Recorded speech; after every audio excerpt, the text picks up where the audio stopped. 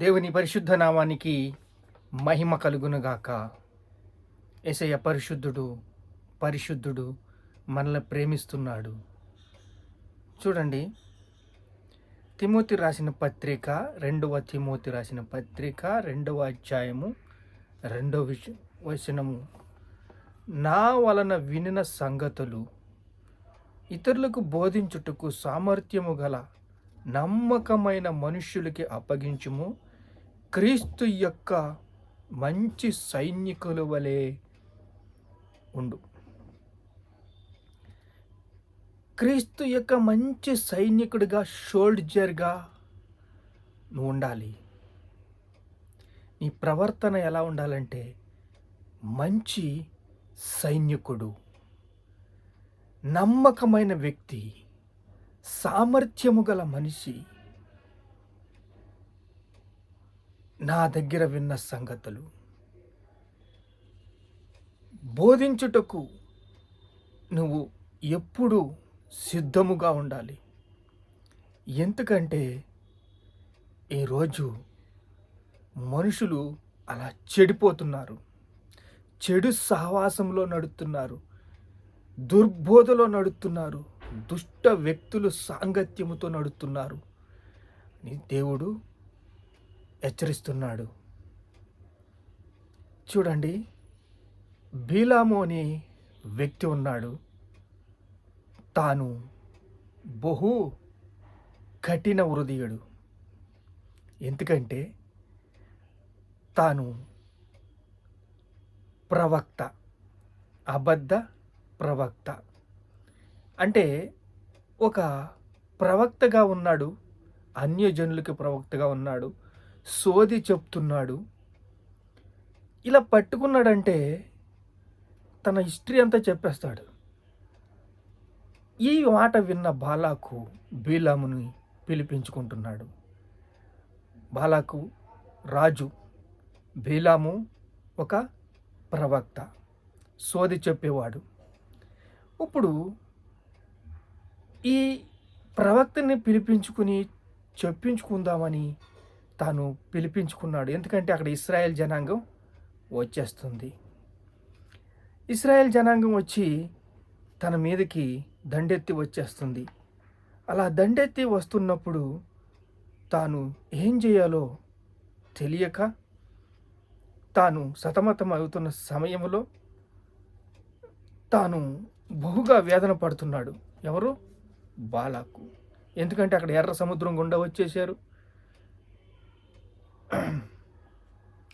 ఎర్ర సముద్రం గుండా వచ్చేసి తాను చాలా ఇబ్బంది పెడుతున్నారు. అనేక మంది రాజులను చంపేశారు. చూడండి, సంఖ్యాకాండము 22వ అధ్యాయము 12వ వచనము. 22వ అధ్యాయము 1వ వచనం చూస్తే, తరువాత ఇశ్రాయేలు సాగి ఎరికో ఎదురుగా ఉన్న మైదానము తీరమునున్న మోయేబు మైదానముకు దిగిరి. ఇప్పుడు ఇశ్రాయేల్ ప్రజలు వచ్చి గుడారం వేసుకున్నారు. ఇలా గుడారం వేసుకున్నప్పుడు యెహోషువ, కాలేబు బహు విశ్వాసంతో అడుగులు వేస్తున్నారు, బహు శూరంగా అడుగులు వేస్తున్నారు. ఎవరినైనా సరే లేపేస్తున్నారు అంతే. షూటర్ ఆర్డర్ ఇచ్చారంటే చాలు, వాళ్ళకి యెహోషువ, కాలేబు చెప్పాడంటే చాలు, అంతే, ఆ రాజు పని అయిపోయింది. అలాంటి సమయములో ఈ బాలాకు బీలాము నొద్దకు పంపించాడు.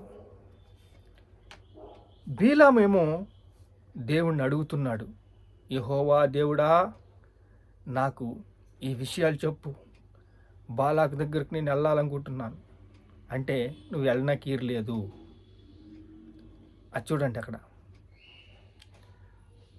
సంఖ్యాకాండము 22వ అధ్యాయము 24వ వచనము. యెహోవా దూత ఇరుపక్కల గోడ ద్రాక్ష తోటల సందులో నిలిచెను. అంటే వెళ్ళనకీరు లేదు, నువ్వు వెళ్ళకూడదు అంటుంటే గాడిదకి కనపడుతున్నాడు దూత. ఈరోజు మనం పిలిస్తే దూతలు వస్తారు. కానీ సామర్థ్యం లేకుండా మనం జీవిస్తుంటే దేవుడు తట్టుకోలేకపోతున్నాడు. ఒక కూడిక పెట్టినప్పుడు అనేక మందిని దూతలు తోడుకొస్తారు. కానీ దూతలు మనకి పని చేయటానికి షోల్జర్లా ఉన్నారు. ఇప్పుడు దూత అడ్డంగా నిలబడి ఏమంటున్నారంటే, యెహోవా దూత ఇరుపక్కల గోడల ద్రాక్ష తోటల సందులో నిలిచెను. గాడిద యెహోవా దూతను చూచి బీలాము తట్టు తిరిగింది. ఇప్పుడు బీలాము గాడిదని కొడుతున్నాడు. నువ్వెందుకు నా మాట వినవు అని. గాడిద దేవుడికి గాడిద మాట్లాడింది. నన్ను ఎందుకు కొడుతున్నావు? నిన్ను ఈరోజు దాకా నీ దగ్గర సేవ చేశాను కదా, నీ దగ్గరే కదా పని చేశాను. గాడిదను కొట్టాను. గాడిద మాట్లాడసాగాను. నీవు నడత విపరీతం అంటున్నాడు. అని తాను ధనమోహంలో పడిపోయాడు, డబ్బుకి దాసోహం అయిపోయాడు. ఇప్పుడు ఏమంటున్నాడంటే, నీ నడత విపరీతమైందని బాలాకు, నా యొద్దకు నీవు ఎలా రాకపోతివి, నిన్ను గనపరచడానికి నేను చేతకాని వాడినా అని బాలాకు అంటున్నాడు. నా దగ్గరికి ఎందుకు రాలేదు నువ్వు? వచ్చాడు. వచ్చినప్పుడు ఈ మాట అంటున్నాడు, నేను నిన్ను గనపరచడానికి సమర్థ్యుని కానా? కానీ దేవుడు అంటున్నాడు, మొదట నా రాజ్యాన్ని, నా నీతిని వెతకండి, అప్పుడు అవన్నీ మీకు అనుగ్రహిస్తాను. జయించండి, జయ జీవితం పొందండి, నిరాశ నిస్పృహలను తీసేయండి. ధనము సమస్త మూలముకు కీడు. బిలాము ధన వ్యామోహంతో పడిపోయి ఉన్నాడు. బాలాకు దగ్గరికి మరలా దేవుణ్ణి అడిగి శోధించి కిరికి తన సావు తను తెచ్చుకున్నాడు. చూడండి, 2 తిమోతి 6వ అధ్యాయము, 1 తిమోతి 6వ అధ్యాయము 9వ వచనం. ధనవంతులాగటకు అపేక్షించువారు శోధనలోను, ఊరిలోను, అనేక దుర్వాసుల్లోనూ, అవివేకయుక్తమైన హానికరమైన అట్టి మనుషులు నష్టము కలుగును, నాశనము సంభవించును. ఇదే జరిగింది బిలాముకి. బాలాకు ఈ మూలకి రా, ఇక్కడ నన్ను ఇలా చెయ్యి, ఇక్కడ పొట్టెళ్ళు అర్పించు, ఇక్కడ ఇచ్చెయ్యి, అక్కడ అచ్చెయ్యి అని చెప్పినట్టలా చేశాడు. కానీ సమాధానం దొరకట్లేదు. గాడిద మాట్లాడింది కానీ కళ్ళు తెరవలేదు. ఏం చెప్పను? దేవుడు నాకు చెప్పలేదే, దేవుడు నన్ను చెప్పలేదే అని అంటుంటే, మరలా నిన్ను గనపరచడానికి నేను సమర్థుని కానా? ఈరోజు అనేక మంది అనేక విషయాల్లో ఇలాగే కూలిపోతున్నారు. ఇలా కూలిపోతున్నప్పుడు అలా చూడండి, దుర్నీతి పుట్టించే సమస్త మోసముతోనూ నశించుచున్న సాతాను కనపరుచు బలమును అనుసరించి ఉండెను. దుర్నీతి పుట్టించే సమస్త మోసము నశించుచున్న వారిలో సాతాను కనపరిచే బలము అనుసరించి వాళ్ళు నడుస్తున్నారంట. అలా ఎంత మోసము, ఎంత దగ, ఎంత కుట్ర, దయాగుణం లేకుండా, కనికరం లేకుండా, దేవుని కృప లేకుండా, దేవుని ప్రేమ లేకుండా నడుచుకుంటున్న వారిని చూడండి. ఇదే చేశారు ఇశ్రాయేలు ప్రజలు. కీర్తన గ్రంథం 106:14 అయితే, అరణ్యములో వారు బహుగా ఆశించిరి, ఎడారిలో దేవుణ్ణి శోధించిరి, వారు కోరినది వారికి ఇచ్చాను. చంపేశాడు ఇంక లాస్ట్కి, చివరికి ఇసుకొచ్చి బలిసిన వారిని అందరినీ అంతే అయాలకే. అరణ్యములో బహుగా ఆశించిరి, ఎడారిలో దేవుణ్ణి శోధించిరి, వారు కోరినది ఆయన వారికి ఇచ్చేసాడంతే. 106వ కీర్తన 16వ వచనం చూస్తే, వారు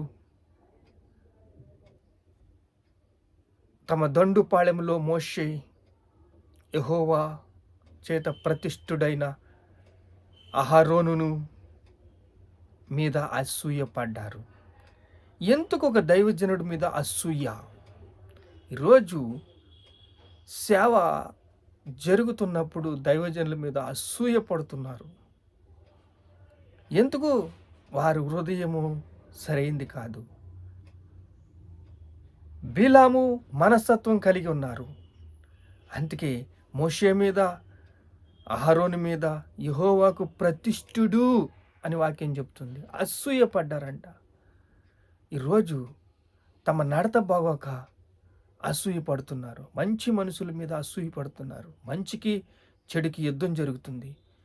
మంచి పని చేసేవాడు చూసి చెడు చేసేవాడు, చూడండి కయ్యేలు హేబెలుని చంపేసినట్లు, మంచి పని చేసుకుంటూ పోయేవాడిని అడ్డం వచ్చి ఆపి తన ఇష్టం వచ్చినట్టు, చూడండి అదే చెప్తాను, దుర్నీతి పుట్టించే సమస్త మోసమును నశించుచున్న వారిలో సాతాను కనపరుచు బలమును అనుసరించి ఉండెను. తెస్సలోనిక పత్రికలో మాట ఉంటుంది. ఎందుకు ఇన్ని వచనాలతో దేవుడు మాటలు మీ ముందుకు తీసుకొచ్చి చెడు చేయవారి కోసం, మంచి చేసేవారి కోసం, ఇక్కడ మంచి చేసేవారి గుణలక్షణాలు ఎలా ఉన్నాయి, చెడు చేసేవారి గుణలక్షణాలు ఎలా ఉన్నాయి, దీనుల యొక్క గుణలక్షణాలు ఎలా ఉన్నాయి, ఒక దుష్టుడి యొక్క, దుర్మార్గుడి యొక్క గుణలక్షణాలు ఎలా ఉన్నాయి.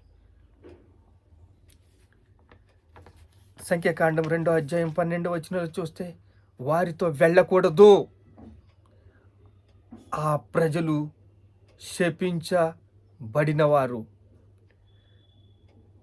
ఆ ప్రజలు శపించబడినవారు, వారితో నువ్వు వెళ్ళకూడదు, వారిని ఆశీర్వదించబడినవారు.